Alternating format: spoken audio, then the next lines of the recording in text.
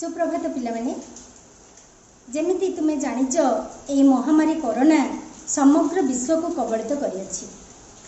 कोरोनार प्रभाव रे समग्र विश्वर विभिन्न प्रकार कार्यक्रम बाधाप्राप्त हेउछि।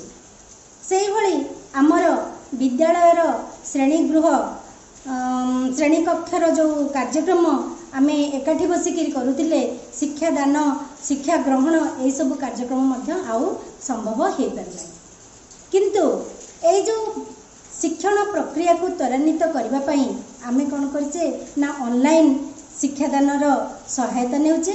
तेणु आज तुमे माने ए जो सप्तम श्रेणी रो ओडिया ऑनलाइन क्लास को मु तुम मानकु स्वागत करुछि। स्मृति रेखा पंडा केउझर।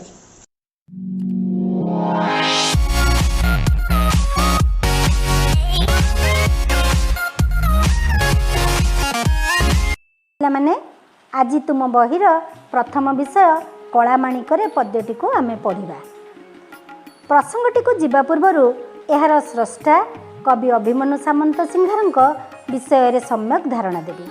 कवि अभिमन्यु सामंत सिंहार ओडिया रीतिजुग्य कवि मानक मध्य रे जणे अग्रणी स्रष्टा। से जाजपुर जिल्लार बालिया सामंत परिवार रे जन्मग्रहण करथिले। पिलादिनरु अभिमन्यु सरल गाँवली भाषा रे अनेक काव्य कविता लिखिथिले। तापरे राधाकृष्णଙ୍କ लीला को आधार करी अनेक गुड़िए काव्य कविता लिखिथिले। सेगुड़िक मध्यरु विदग्ध चिंतामणि, प्रेम लीला, रसवती, सुलक्षणा, बाघ गीत, चढ़ई गीत एवं बोले हुंटी प्रभृति बहु लोकप्रियता सृष्टि करथिला। एई कलामाणिक पद्यटी काव्य विदग्ध चिंतामणिर 67 छांदरू अणा जाइछि। बालक श्रीकृष्ण गोपपुर रे गोपाल बालक मानक संगरे गाई नहीं बण को चराइबा को जाती। संध्या समय रे गाई गोठ धरी फेरिबा बेले विलंब होई जिबारु माता यशोदांक मनरे विभिन्न भय, आशंका, उद्वेग और व्यस्तता देखा देछि। कवि एही कवितारे वात्सल्यमयी मातृहृदयर आवेग को सुंदर भावरे वर्णना करियछन्ति। प्रथमे मु एहाकु स्वर रे आवृत्ति करुछि, तापरे नूतन शब्द गुड़िकर अर्थ एवं भावार्थ गुड़िक कहिबी। पिला माने तुमे माने घरे एहाकु अनुकरण पूर्वक आवृत्ति करिवो। नूतन शब्दर अर्थ एवं भावार्थ को मने रखिवो, जहा द्वारा प्रश्नोत्तर कला बेले एहा तुमको सहायक हेबो। आस तेबे आरंभ करिबा। रे घेन कान नरे कृष्ण विलंबित वात्सल्य ममता घेनी भाळुछन्ति मात मो कला माणिक रे मो कला माणिक रे। ए जो पद्यटी भितरे आमे नूतन शब्द गुड़िक देखिबा। नूतन शब्द गुड़िक हैला धीरे। धीरे रो अर्थ हैला पंडित माने। घेन, घेन रो अर्थ हैला ग्रहण कर। कानन, कानन रो अर्थ हैला जंगल, वन, बण। भाली हेबा, भाली हेबार अर्थ भाबिबा। कलामाणिक, माणिक एक सुंदर मूल्यवान रत्न। ताहार रंग श्यामल एवं एहाकू लोक माने बहुत भल पाती। सेहीपरि श्रीकृष्णଙ୍କ रंग मध्य श्यामल एवं से सर्वजन आदृत। तेणु तांकर अन्य नाम कलामाणिक।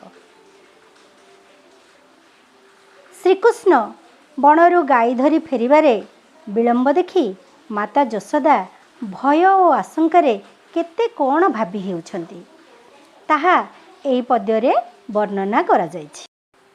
निधन संखाली मोर दरिद्र पसरा अंधल उड़ी बाबुरे हृदय रत्न हारा मो कला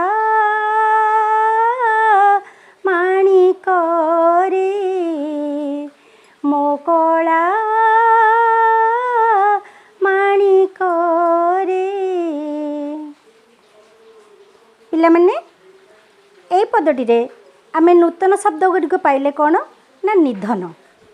ନିଧନର ଅର୍ଥ ଧନହୀନ, ଗରିବ, ଦରିଦ୍ର। ସଂଖାଳୀ, ସଂଖାଳୀର ଅର୍ଥ ହେଲା ଏକମାତ୍ର ଆଶା ଓ ଭରସା। ପସରା, ପସରାର ଅର୍ଥ ହେଲା ଟୋକେଇ। ଲଉଡ଼ି, ଲଉଡ଼ିର ଅର୍ଥ ହେଲା ବାଡ଼ି, ଜଷ୍ଠି, ଠେଙ୍ଗା। ମାତା ଯଶୋଦା ଶ୍ରୀକୃଷ୍ଣଙ୍କୁ ନିଧନ ସଂଖାଳୀ, ଦରିଦ୍ର ପସରା ବୋଲି ସମ୍ବୋଧନ କରି କହିଛନ୍ତି ଯେ, ହେ କୃଷ୍ଣ, ତୁ ମୋର ନିଧନ ଲୋକର ଧନ ପରି, ଅନ୍ଧ ଲୋକର ଏକମାତ୍ର ଭରସା ତା ବାଡ଼ି ପରି, ମୋ ହୃଦୟର ରତ୍ନହାର ତୁ। ଏହାଦ୍ୱାରା ସନ୍ତାନ ଯେ ପିତାମାତାଙ୍କର ସର୍ବଶ୍ରେଷ୍ଠ ସମ୍ପଦ ବୋଲି ଏଠାରେ ବ୍ୟକ୍ତ କରାଯାଇଛି। ମୋ ଜୀବନ ତୁ ହି ନୟନ ପ୍ରତିମା, ତୋତେ କି ପାଶୋରି ହେବ ମୋର ସୁଖ ସୀମା। ମୋ କଳା ମାଣିକରେ, ମୋ କଳା ମାଣିକରେ। এই ପଦଟିରେ ଆମେ ନୂତନ ଶବ୍ଦ କ'ଣ ପାଇଲେ ନା ନୟନ। ନୟନ ମାନେ ଆଖି, ଚକ୍ଷୁ, ନେତ୍ର। ପ୍ରତିମା, ପ୍ରତିମାର ଅର୍ଥ ହେଲା ମୂର୍ତ୍ତି ବା ପିତୁଳା। ପାଶୋରି, ପାଶୋରିର ଅର୍ଥ ଭୁଲିବା। ଏଠାରେ ମା ଯଶୋଦା କ'ଣ ପ୍ରକାଶ କରୁଛନ୍ତି? ହେ କୃଷ୍ଣ, ତୁ ମୋ ଜୀବନ ଅଟୁ, ତୁ ମୋ ଆଖିର ତାରା ଅଟୁ, ତେଣୁ ତୋତେ ଭୁଲିବା ସମ୍ଭବ ନୁହେଁ, କାରଣ ତୁ ହିଁ ମୋର ସୁଖର ସୀମା। ଏଠାରେ ଯଶୋଦାଙ୍କ ହୃଦୟର କୋହକୁ କବି ପ୍ରକାଶ କରିଅଛନ୍ତି। ଡରୁଥାଉ ଅନ୍ଧାରକୁ ରଖି ଯାଉ ଗୋରୁ, ଜନକ ଜନନୀ ସୁଖ କାହିଁ ପାଇଁ ସାରୁ। ମୋ କଳା ମାଣିକରେ, ମୋ କଳା ମାଣିକରେ। ପିଲାମାନେ ଏହି ପଦଟିରେ ଆମେ ନୂତନ ଶବ୍ଦ କ'ଣ ପାଇଲେ ନା ଜନକ। ଜନକର ଅର୍ଥ କ'ଣ ନା ବାପା ବା ପିତା। ଜନନୀ, ଜନନୀର ଅର୍ଥ ମା ବା ମାତା। ଏଠାରେ ଯଶୋଦା କ'ଣ କହିଛନ୍ତି ନା ହେ କୃଷ୍ଣ, ତୁ ଅନ୍ଧାରକୁ ଡରୁଥାଉ, ହେଲେ ଯେତେ ବାରଣ କଲେ ମଧ୍ୟ ତୁ ନ ମାନିକି ବଣକୁ ସାଙ୍ଗମାନଙ୍କ ସାଙ୍ଗରେ ଗାଈ ଚରାଇବାକୁ ଚାଲିଯାଉ। ତୁ କାହିଁକି ଅମାନିଆ ହୋଇ ତୋ ପିତାମାତାଙ୍କୁ ସୁଖରୁ ବଞ୍ଚିତ କରି ଦୁଃଖ ଦେଉଛୁ। ଏଥିରେ ଏଇ ଯେଉଁ ପଦଟିରେ ମା ଯଶୋଦାଙ୍କର ଅନ୍ତରର ଦୁଃଖ ସ୍ପଷ୍ଟ ବାରି ହେଉଛି। ବୃଦ୍ଧ କାଳେ ତୁମର ଏକଇ ନନ୍ଦନ, ହୃଦତାପ ବିନାଶନେ ତୁ ହରି ଚନ୍ଦନ। ମୋ କଳା ମାଣିକରେ, ମୋ କଳା ମାଣିକରେ। ଆଚ୍ଛା ପିଲାମାନେ, এই ଯେଉଁ ପଦଟି ଆମେ ଆବୃତ୍ତି କଲେ ତା ଦେହରେ ଆମେ ନୂତନ ଶବ୍ଦ କ'ଣ ପାଇଲେ ନା ବୃଦ୍ଧ। ବୃଦ୍ଧର ଅର୍ଥ ବୁଢ଼ା ବୟସ, ବାର୍ଦ୍ଧକ୍ୟ ବୟସ। କାଳ, କାଳର ଅର୍ଥ ସମୟ। କାଳର ଅର୍ଥ ମୃତ୍ୟୁ ମଧ୍ୟ ହେବ, କିନ୍ତୁ ଏଠାରେ ତା ପ୍ରଯୁଜ୍ୟ ନୁହଁ। ଏଠାରେ କାଳର ଅର୍ଥ ସମୟ। ଏକଇ, ଏକଇର ଅର୍ଥ ଏକମାତ୍ର। ନନ୍ଦନ, ନନ୍ଦନର ଅର୍ଥ ପୁତ୍ର ବା ପୁଅ। ହୃଦ, ହୃଦର ଅର୍ଥ ହୃଦୟ। ତାପ, तापर अर्थ अग्नि, विनाशने विनाशने अर्थ नाश करिबा। हरिचंदन हरिचंदन अर्थ विष्णु को समर्पित सुबासित चंदन। एठारे माँ यशोदा तांकर हृदयर व्यथा को प्रकाश करचंती।